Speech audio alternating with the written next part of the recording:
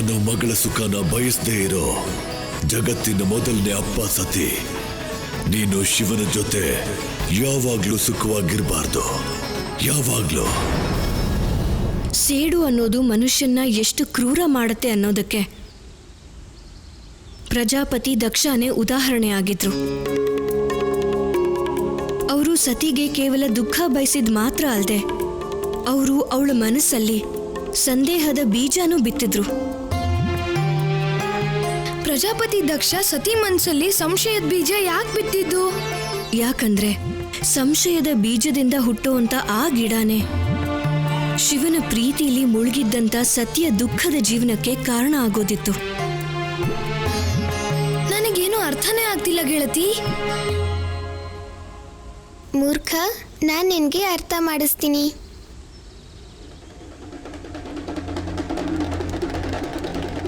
ಅಹಂಕಾರ ತುಂಬಿದ ಮನುಷ್ಯ, ಆ ಮನುಷ್ಯ ತನ್ನ ತಪ್ಪನ್ನು ಕೂಡ ತಿಳ್ಕೊಳ್ಳೋ ಆಸೆ ಪಡೋದೇ ಇಲ್ಲ.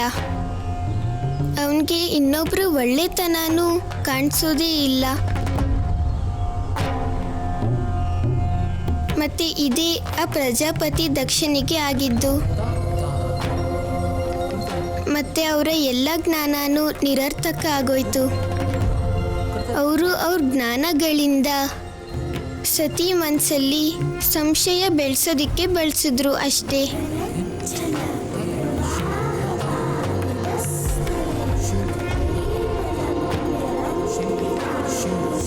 ಮತ್ತೆ ಇದೇ ಕಾರಣನೇ ಅವ್ರ ನಾಶಕ್ಕೂ ಕಾರಣ ಆಯಿತು.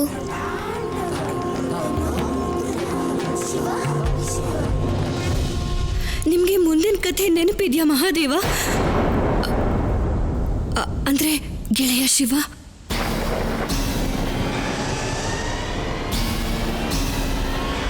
ನೀವು ನನ್ನ ಮಹಾದೇವ ಅಂತ ಯಾಕೆ ಕರೀತಾ ಇದ್ದೀರಾ?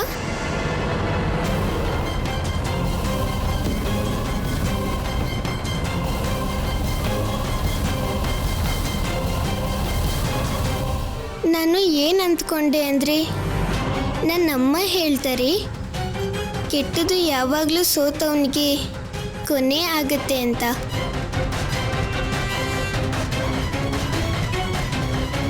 ಅದಕ್ಕೋಸ್ಕರ ನಾನು ಹಾಗೆ ಹೇಳಿದೆ. ಕ್ಷಮಿಸಿ ಗೆಳೆಯ, ನಾನೀಗ ಮುಂದಿನ ಕಥೆಯನ್ನು ಮುಂದುವರಿಸ್ತೀನಿ.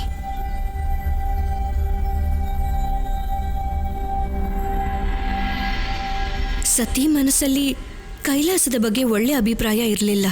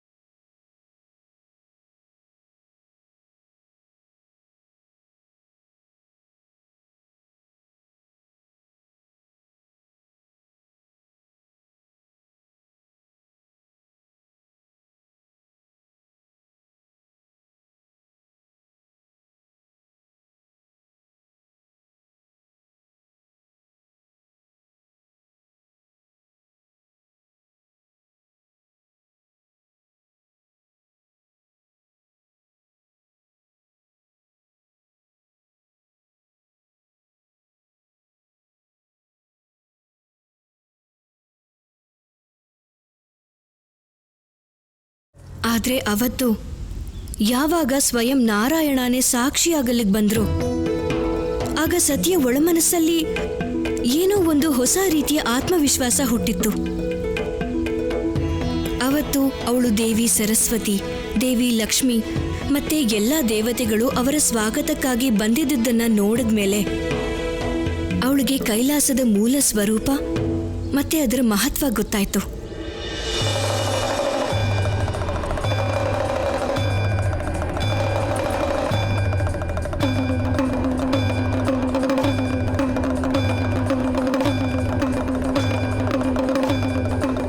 ಯಾಕೆ ಸತಿ ನಿಂತ್ಬಿಟ್ಟೆ?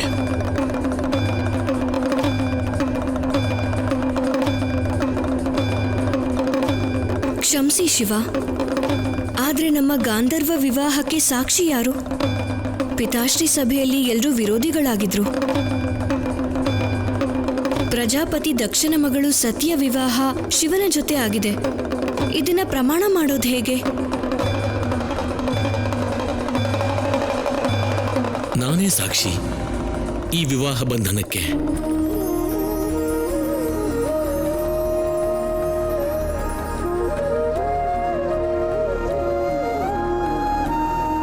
ನಾರಾಯಣ ನಾರಾಯಣ.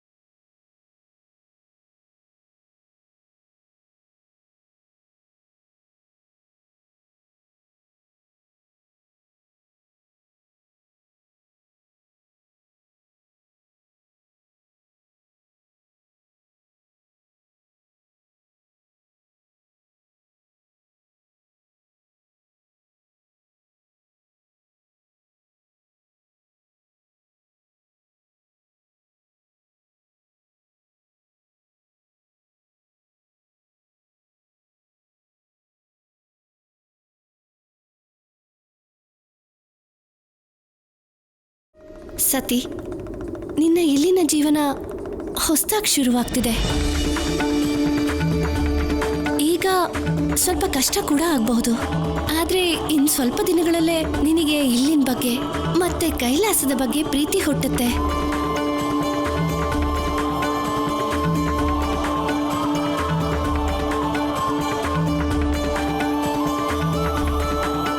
ಬಾ, ನಾವು ನಿನ್ನ ಒಳಗಡೆ ಕರ್ಕೊಂಡು ಹೋಗ್ತೀವಿ.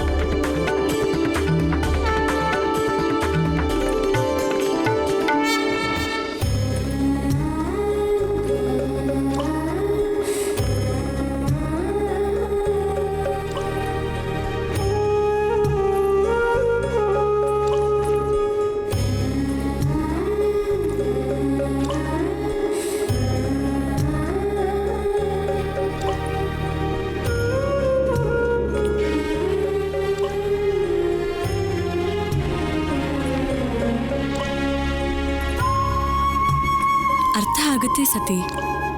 ಇವತ್ತು ನಿನಗೆ ನಿನ್ನ ಅಪ್ಪ ಅಮ್ಮ ಪರಿವಾರ ಇಲ್ಲ ಅಂತ ಅನಿಸ್ತಾ ಇರ್ಬೋದು. ಆದ್ರೆ ಆಗೋದನ್ನ ಯಾರೂ ತಡೆಯೋಕ್ಕಾಗಲ್ಲ. ಸ್ವಲ್ಪ ದಿನದಲ್ಲೇ ಎಲ್ಲಾನು ಸರಿ ಹೋಗುತ್ತೆ.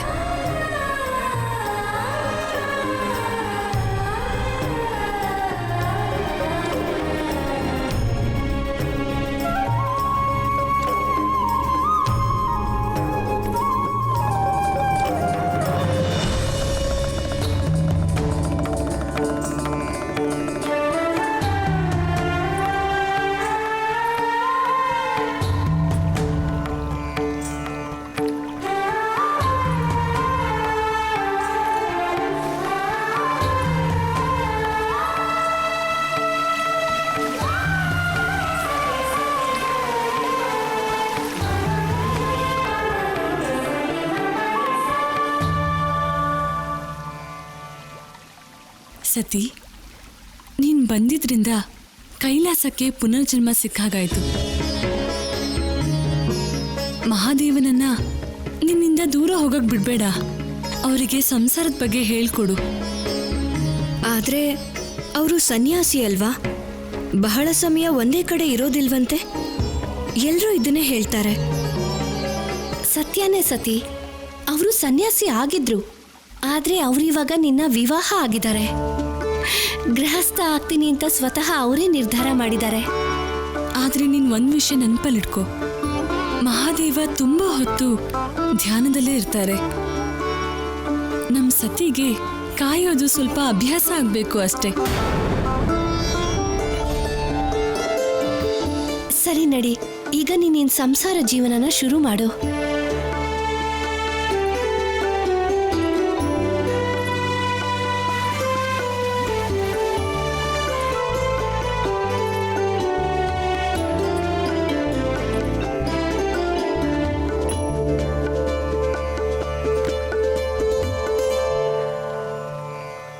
ನೀನು ತುಂಬಾ ಹೊತ್ತು ಕಾಯೋ ಅವಶ್ಯಕತೆ ಇಲ್ಲ ಸತಿ.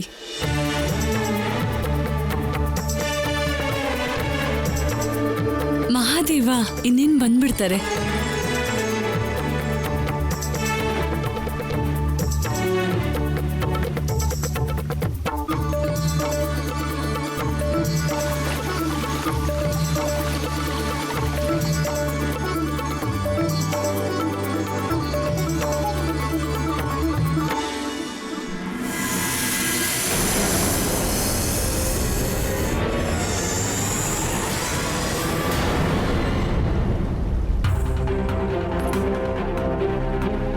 ಅರಮನೆಯ ಸುಖದಲ್ಲಿ ಬೆಳೆದ ಸತಿಗೆ ಈ ಕೈಲಾಸದ ಜೀವನ ಕಲ್ಪನೆಗಿಂತ ಬೇರೆ ತರಾನೇ ಇತ್ತು. ಆದರೆ ಪ್ರೀತಿಗೋಸ್ಕರ ಯಾರು ಏನ್ ಬೇಕಾದ್ರೂ ಮಾಡ್ತಾರೆ. ಅದಕ್ಕೋಸ್ಕರ ಸತಿ ಕೂಡ ಎಲ್ಲವನ್ನೂ ಮರೆತು ತನ್ನ ಶಿವನಿಗೋಸ್ಕರ ಕಾಯ್ತಾ ಕೂತಿದ್ಲು.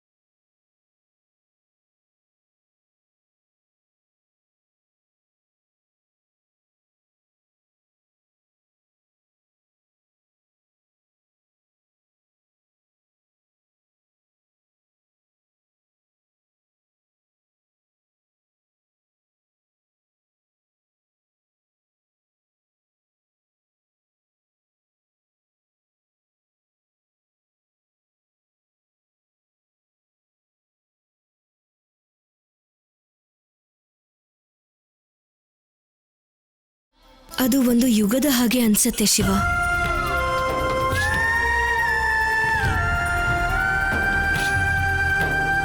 ತನ್ನ ವಿವಾಹದ ಬಗ್ಗೆ ಪ್ರತಿಯೊಂದು ಹೆಣ್ಣಿಗೂ ಕನಸಿರುತ್ತೆ.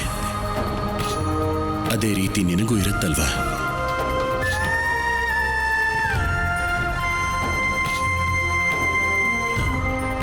ನೀವು ಒಬ್ಬ ರಾಜ್ಕುಮಾರಿಯ ಕನಸಿನ ಬಗ್ಗೆ ಹೇಳ್ತಿದ್ರೆ ಇರಬಹುದಿತ್ತೇನೋ. ಆದ್ರೆ ಈಗ ನನ್ನ ಜೀವನ, ನನ್ನ ಕನಸು ಎಲ್ಲವೂ ನೀವೇ ಶಿವ. ನಾನು ಒಪ್ಕೋತೀನಿ. ನಾನು ಮೊದಲನೇ ಸಲ ಈ ಗುಹೆಗೆ ಬಂದಾಗ ನನಗೆ ವಿಚಿತ್ರ ಅನ್ನಿಸ್ತು. ನನಗೆ ಅನುಮಾನ ಇತ್ತು.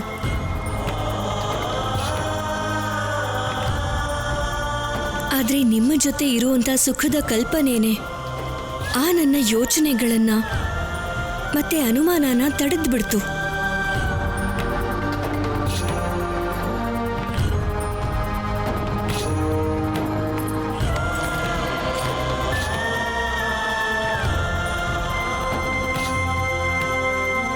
ನಾನಿವತ್ತು ನಿಮ್ಮನ್ನ ಅರ್ಥ ಮಾಡ್ಕೋಬೇಕು. ನಾನು ನನ್ನ ಶಿವನ ಬಗ್ಗೆ ತಿಳ್ಕೋಬೇಕು. ಇನ್ನೊಬ್ಬರನ್ನ ಅರ್ಥ ಮಾಡ್ಕೊಳ್ಳೋಕ್ಕೂ ಮೊದಲು ತಮ್ಮನ್ನ ಅರ್ಥ ಮಾಡ್ಕೊಳ್ಳೋದು ಅನಿವಾರ್ಯ.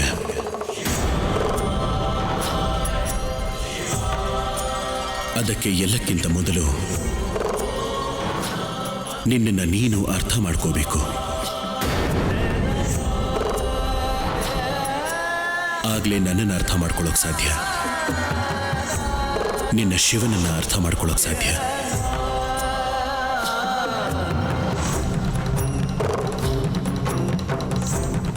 ಏನ್ ಅರ್ಥ ಮಾಡ್ಕೋಬೇಕು ನಾನು? ನೀನು ನಿನ್ನ ಅಂತರಾಳವನ್ನು ತಿಳ್ಕೊಳ್ಳೋದು ಅನಿವಾರ್ಯ ಸತಿ.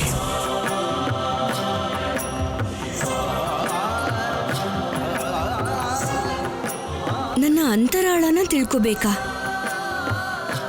ಹೌದು ಸತಿ. ಶಿವನ ಅರ್ಧಾಂಗಿ ಆಗಿರೋದ್ರಿಂದ ನಿನಗೆ ಇನ್ನೊಂದು ಜವಾಬ್ದಾರಿ ಇದೆ.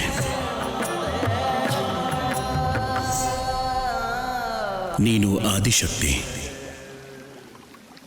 ನಾಳೆ ನಿನಗೆ ಆದಿಶಕ್ತಿಯ ಮಹಾವಿದ್ಯೆಗಳ ಬಗ್ಗೆ ಪರಿಚಯ ಆಗತ್ತೆ.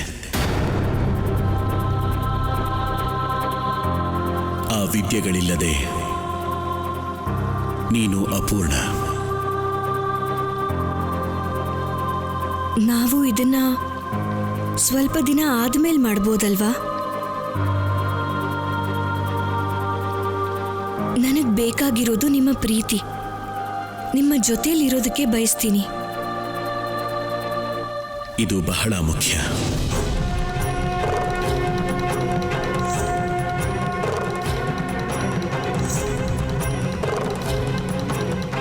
ನೀನೀಗ ವಿಶ್ರಾಂತಿ ತಗೋ.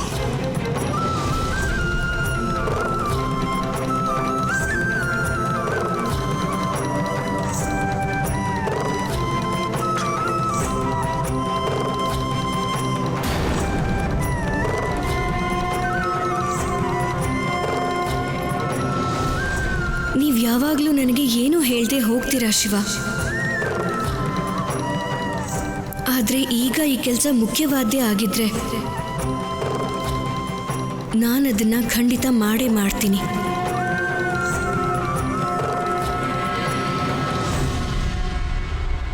ಸತಿ ಕೈಲಾಸಕ್ಕೆ ಹೋದ್ಮೇಲೆ ಏನಾಯ್ತು? ಸತಿಗೆ ಶಿವ ರಹಸ್ಯಮಯವಾಗಿ ಇದ್ರು. ಕೈಲಾಸದ ಜನ, ಗಣ, ಪ್ರೇತ ಎಲ್ಲವೂ ಹೊಸದಾಗಿತ್ತು. ಶಿವನ ಮನಸ್ಸಲ್ಲಿ ಸತಿಗೆ ಪೂರ್ಣತ್ವ ಕೊಡೋ ಆಸೆ ಇತ್ತು. ಆದ್ರೆ ಸತಿಯ ಅಪೂರ್ಣತೆ ಅಲ್ಲದೆ ಪಿತಾಶ್ರೀ ಮನಸ್ಸಲ್ಲಿ ಬಿತ್ತಿದ್ದ ಸಂಶಯದ ಬೀಜ ಬಹಳ ದೊಡ್ಡದಾಗಿತ್ತು. ಯಾಕಂದ್ರೆ ಸತಿಯ ಅಪೂರ್ಣತೆ ಒಂದು ಬಹಳ ದೊಡ್ಡ ದುರ್ಘಟನೆಗೆ ಜನ್ಮ ಕೊಡೋದಿತ್ತು. ಎಂತ ಅಪೂರ್ಣತೆ ಅಂತ ಹೇಳ್ತೀರಾ ಗೆಳತಿ?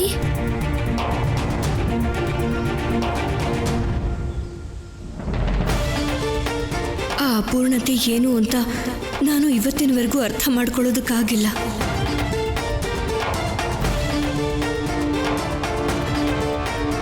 ಸತಿಯಿಂದ ಪಾರ್ವತಿಯಾಗೋ ಈ ಯಾತ್ರೆಯಲ್ಲೂ ನನ್ನ ಅಪೂರ್ಣತೆ ಇನ್ನೂ ಹೋಗಿಲ್ಲ. ಅದಕ್ಕೆ ಮಹಾದೇವ ನನ್ನನ್ನು ಬಿಟ್ಟು ಹೋಗಿದ್ದು.